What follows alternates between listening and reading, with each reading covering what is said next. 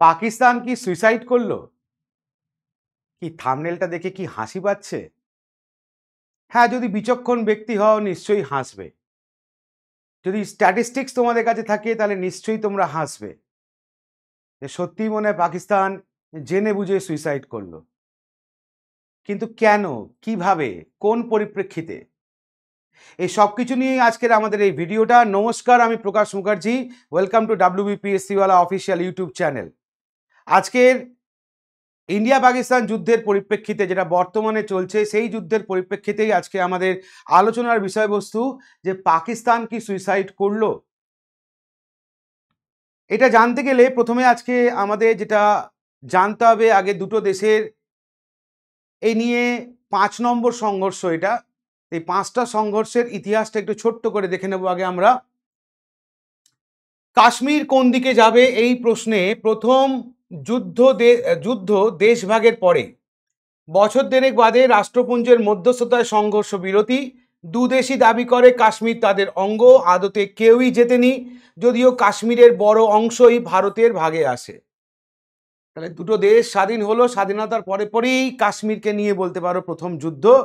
যদিও সেই যুদ্ধে কোনো রেজাল্ট বা ফলাফল আমরা সেই অর্থে পাইনি, কিন্তু কাশ্মীরের একটা বড় অংশ ভারতের দিকেই আসে। 1965 পাকিস্তান বাহিনী সীমান্ত পেরিয়ে ভারত শাসিত কাশ্মীরে পৌঁছে যায়, যার সূত্রে সড়ক ও আকাশপথে শুরু হয় ধুন্ধুমার যুদ্ধ। এবং 65-তে আমরা উপযুক্ত শিক্ষা দিই কাকে? না, পাকিস্তানকে। 65-এ যুদ্ধ। 1971-এর মুক্তযুদ্ধে পূর্ব পাকিস্তানের পক্ষে থাকে ভারত। সেই যুদ্ধে পাকিস্তান পরাস্ত হয়, জন্ম নেয় বাংলাদেশ। তাহলে 71-এ আবার মুখোমুখি হয়ে বাংলাদেশের পক্ষ নেয় ভারত এবং যথারীতি পাকিস্তানকে যোগ্য জবাব দেয় এবং আবারও পরাজিত হচ্ছে পাকিস্তান। 2016-তে জঙ্গি হামলা সূত্রে ফের গোলমালের সূত্রপাত। উড়িতে হামলার পরে সার্জিক্যাল স্ট্রাইক চালায় মোদী সরকার। 1999-এ ফের ভারত শাসিত কাশ্মীরে ঢুকে পড়ে পাক সেনা। তখন দুদেশের পরমাণু শক্তিধর।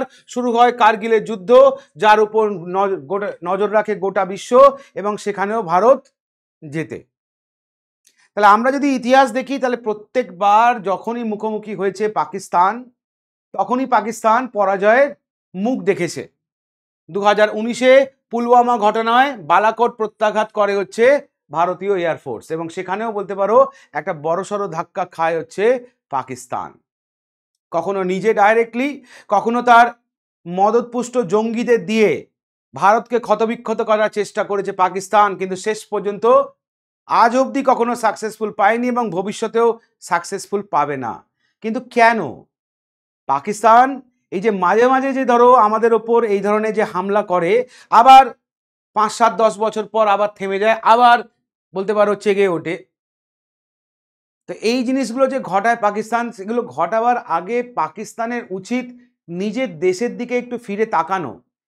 কি সিচুয়েশনের মধ্যে দিয়ে তারা দিন গুজারণ করছে, সেখানকার জনসাধারণ কিভাবে দিন কাটাচ্ছে, যেখানকার লোকজনের মাথাপিছু ইনকাম স্বাধীনতার পর থেকে বেড়েছে না কমেছে, যেখানে পৃথিবীর অন্যান্য দেশে বড় বড় ইন্ডাস্ট্রিরা কাজ করতে আগ্রহী না আগ্রহী নয়, যেখানকার ইউথরা কি পজিশনে রয়েছে, চাকরি বাকরি আছে না নেই, এই সমস্ত দিক কি পাকিস্তান খতিয়ে দেখছে না?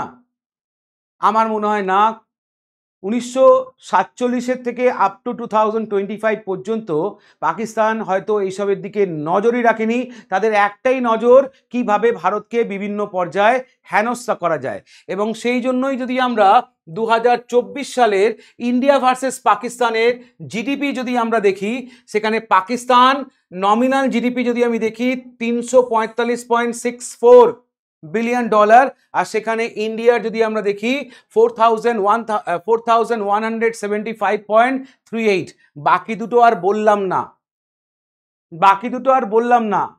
তাহলে এখান থেকেই একটা আন্দাজ পাওয়া যায় যে অর্থনৈতিকভাবে ভারত কতটা এগিয়ে আর পাকিস্তান কতটা পিছিয়ে। তাহলে এই অর্থনৈতিক ভরে বলিয়ান হয়ে পাকিস্তান কোন মুখে আবার ভারতের উপর আক্রমণ করতে আসে? তাহলে এটাকে সুইসাইড কি বলবো না? হ্যাঁ, অবশ্যই বলবো।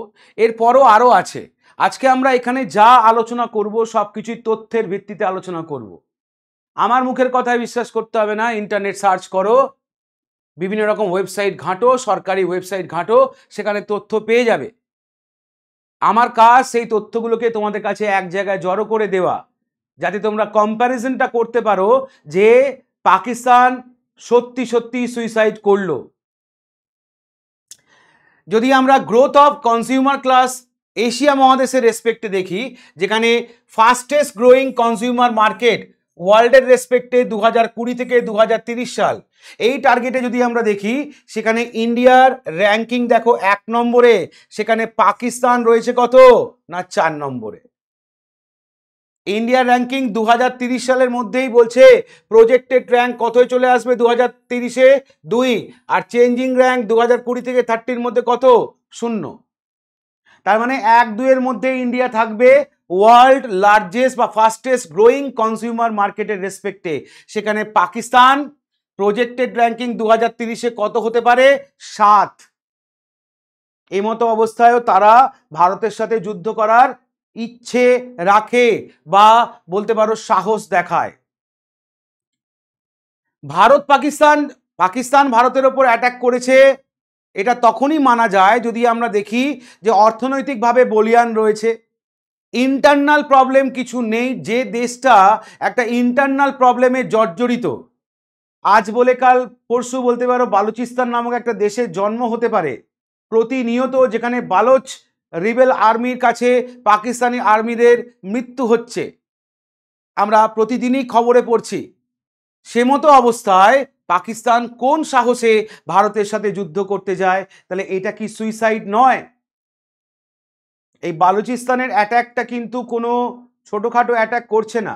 কিছুদিন আগে আমরা দেখেছিলাম ট্রেন হাইজ্যাক করেছিল, সেই ট্রেনেও বলতে পারো প্রচুর পাকিস্তানি আর্মি ছিল যাদেরকে হত্যা করেছে।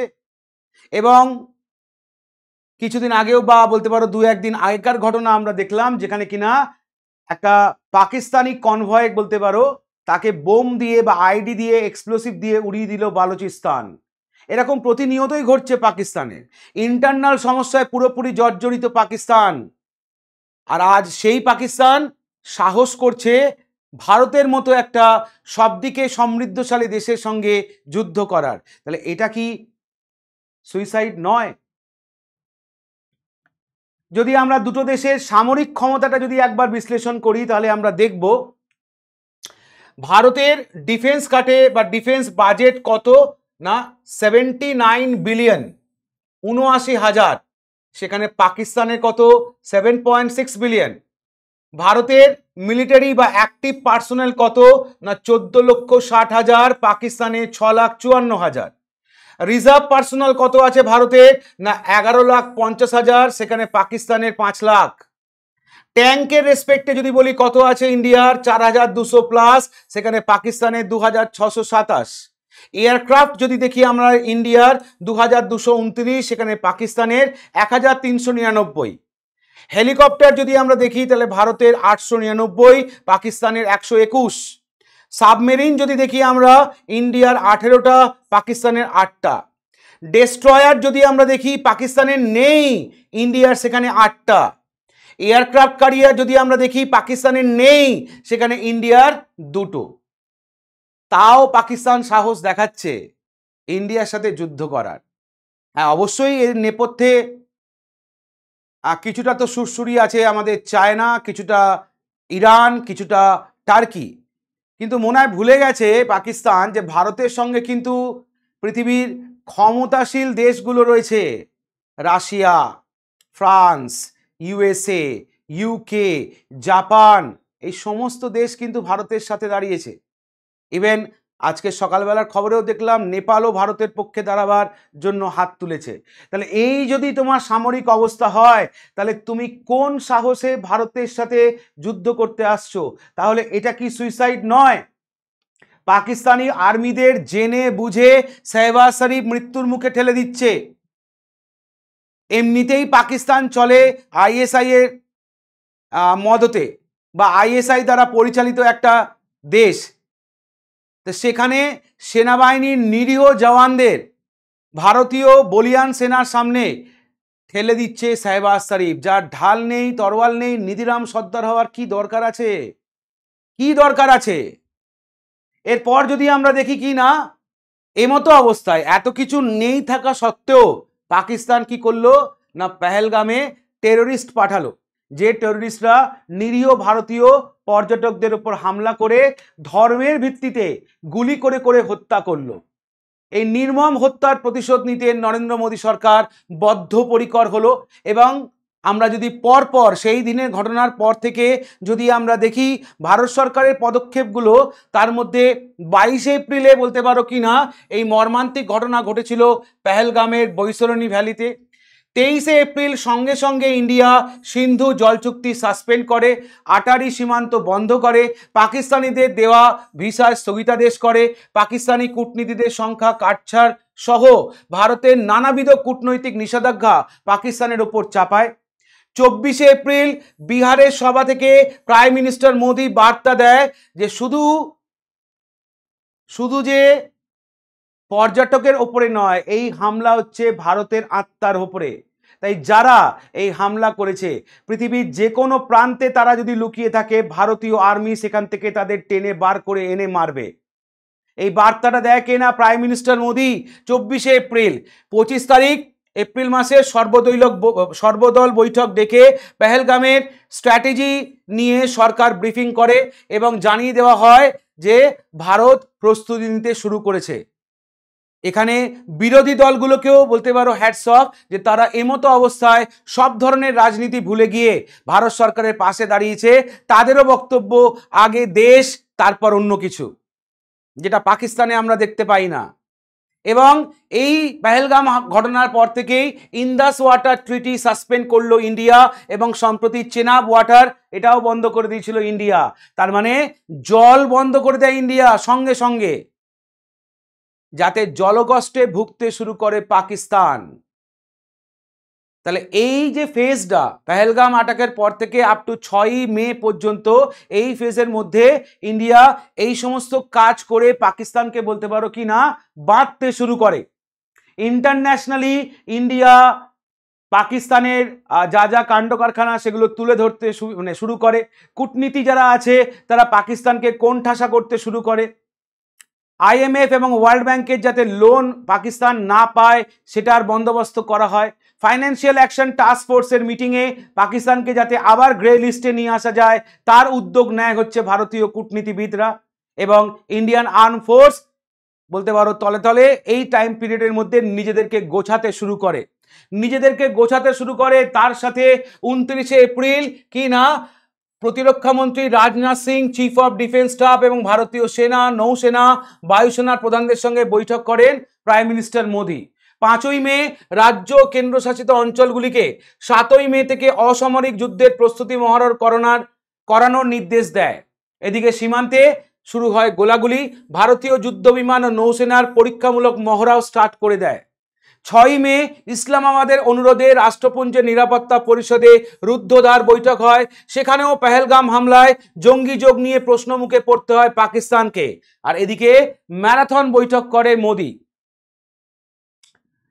6ই মে মধ্যরাত 1টা 5 থেকে 1টা 30 এই 25 মিনিটের মধ্যে পাকিস্তান ও পাক অধিকৃত কাশ্মীরের 9টি লোকেশনে 24টি মিসাইল হামলা ভারতীয় বায়ুসেনার, গুড়িয়ে দেওয়া হয় জঙ্গিদের প্রধান ঘাঁটিগুলো। তাহলে ইন্ডিয়া অপারেশন স্টার্ট করলো কবে না, 6ই মে মধ্যরাতে বা 7ই মে। প্রাইম মিনিস্টার মোদি এই অপারেশনটার নামকরণ করেন কি, অপারেশন সিন্দুর। যে ভারতীয় মহিলাদের সিঁদুর মুছে দেওয়া হয়েছে এবং প্রতিনিয়ত যে সমস্ত ভারতীয় মহিলারা এই সমস্ত জঙ্গিদের শিকার, তাদের সিঁদুর মুছে দেওয়া হচ্ছে, সেই মহিলাদের দিকে তাকিয়ে বলতে পারো অপারেশনের নাম রাখা হয় সিন্দুর। এবং 25 মিনিট, মাত্র 25 মিনিট সময় নেয় ভারতীয় এয়ারফোর্স এবং পাকিস্তানের 9টি জায়গায় জৈশে মোহাম্মদ, হিজবুল মুজাহিদিন, লস্করি তৈবার, বিভিন্ন টেরোরিস্ট ঘাঁটি, ক্যাম্প প্রভৃতি গুঁড়িয়ে দেওয়া হয়। 25 মিনিটে 9টা জায়গা ছাড়খাড়।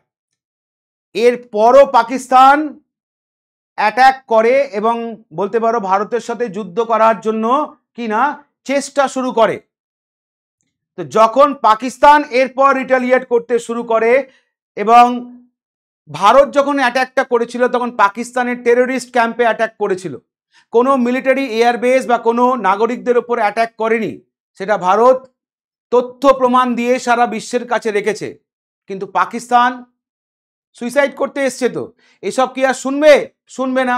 পাকিস্তান কি করলো না, ভারতের উত্তর পূর্ব বর্ডারগুলোর ওপরে আকছার গুলি চালাতে শুরু করলো।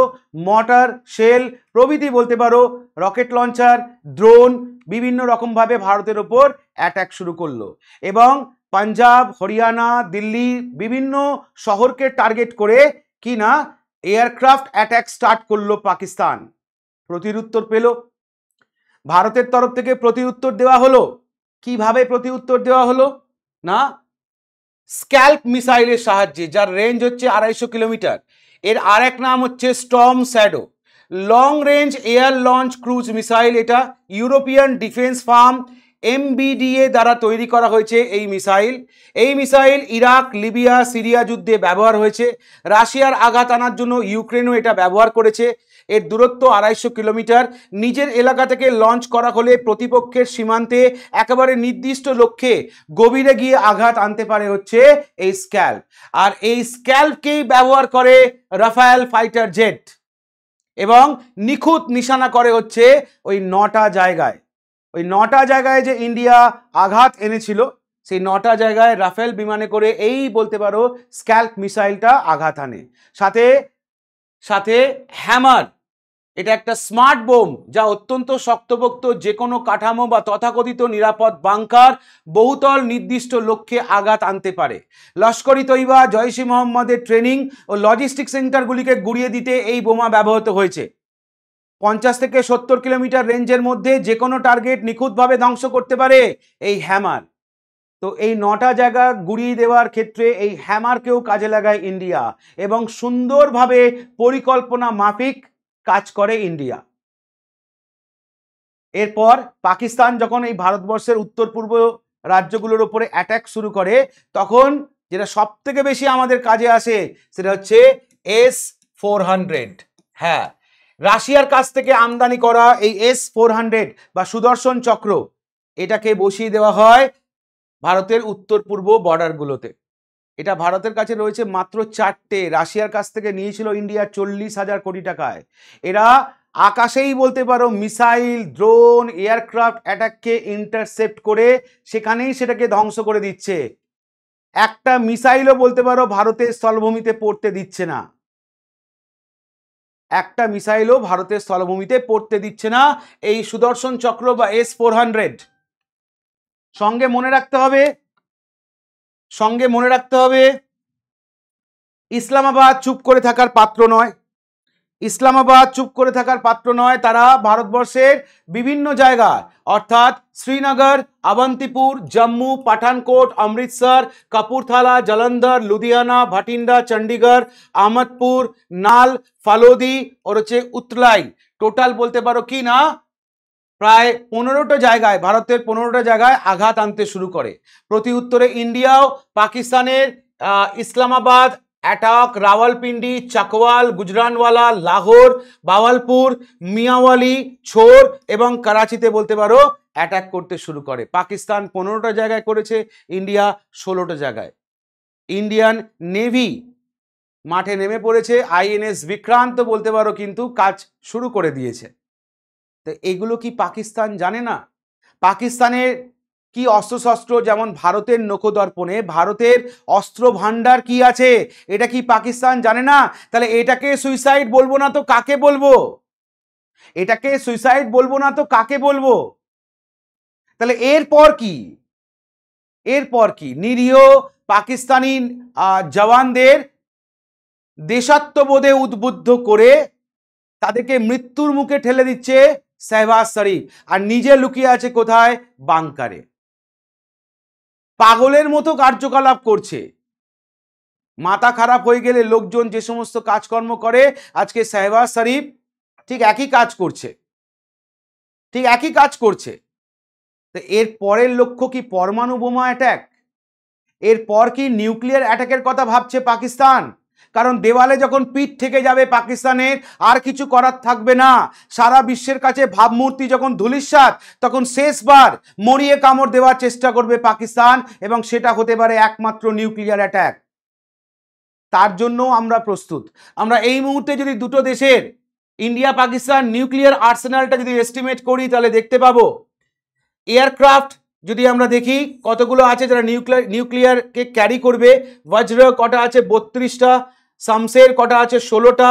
সাব টোটাল যদি আমরা দেখি কি না 48টা, যার মধ্যে ব্যালিস্টিক মিসাইল কতগুলো না পৃথিবী 2 কতগুলো আছে? 24টা। ঠিক একই রকম ভাবে এই নিউক্লিয়ার আর্সেনালকে ক্যারি করতে পারবে পাকিস্তানের রেসপেক্টে F-16AB কতগুলো না 24টা। মিরেজ 3 এবং 5 কতগুলো? 12টা। সাব টোটাল কত না 36টা। আর হাতাফ 3 বা গজনভি যেটা ল্যান্ড বেস ব্যালিস্টিক মিসাইল, এটা কটা আছে না 16টা। তাহলে আমরা কি আগামী দিনে নিউক্লিয়ার যুদ্ধের দিকেই এগোচ্ছি? কারণ পাকিস্তান হয়তো এই যুদ্ধের মেয়াদ আর খুব বেশি হলে 2 থেকে 3 দিন, আর 2 থেকে 3 দিন। অলরেডি ইন্ডিয়া ফুল স্কেল অ্যাটাক কিন্তু স্টার্ট করে দিয়েছে। পাকিস্তান ভারতের একটা কণাতেও সেই অর্থে কিন্তু দাগ কাটতে পারেনি। ইন্ডিয়ান আর্মি, নেভি, এয়ারফোর্স চূড়ান্ত রকমভাবে অ্যাটাক করছে পাকিস্তানকে। দেওয়ালে পিঠ থেকে গেছে পাকিস্তানের। খবর যা আসছে, শাহবাজ শরীফ বাংকারে আশ্রয় নিয়েছে। হ্যাঁ, আমি জানি নিউক্লিয়ার যুদ্ধ আজ বললে কাল হয় না, অনেক নিয়ম কানুন মানতে হয়। কিন্তু নিয়ম কানুনটা মানে কারা? যারা যুদ্ধ বোঝে, যারা সঠিক পদ্ধতিতে যুদ্ধ করে। মিলিটারি অ্যাটাক করলে মিলিটারিকেই প্রতি উত্তর দেয়, নাকি সিভিলিয়ানকে প্রতি উত্তর দেয়, যেটা পাকিস্তান করছে। ভারতীয় মিলিটারির সঙ্গে এটে উঠতে না পেরে ভারতীয় সিভিলিয়ানদের ওপর হামলা করছে। তো এই ধরনের অনৈতিকমূলক কাজ যদি পাকিস্তান নামক দেশটা করতে পারে, তাহলে যে কোনো মুহূর্তে তারা কোনো কিছু তোয়াক্কা না করে তারা পরমাণু অ্যাটাকও করতে পারে। ভারত সরকার আমি জানি এই দিকটাও নিশ্চয়ই তলিয়ে দেখেছে বা খতিয়ে দেখেছে। ইন্টারন্যাশনালি ইন্ডিয়াকে সাপোর্ট করার জন্য পৃথিবীর তাবর তাবর দেশ আজ রেডি। তা সত্ত্বেও বলবো নিউক্লিয়ার ওয়ার কখনোই কাম্য নয়, কোনো দেশের পক্ষেই কাম্য নয়। কিন্তু একান্তই যদি পাকিস্তান বাধ্য করে, তখন হয়তো ইন্ডিয়াও বাধ্য হবে শেষ পরিণতির দিকে এগোতে। তোমাদের কি বক্তব্য? ইন্ডিয়া পাকিস্তান কি নিউক্লিয়ার যুদ্ধের দিকে এগোচ্ছে? কমেন্ট সেকশনে কমেন্ট করে লেখো। ভিডিওটা কেমন লাগলো অবশ্যই কমেন্ট করে জানাবে। ধন্যবাদ। জয় হিন্দ।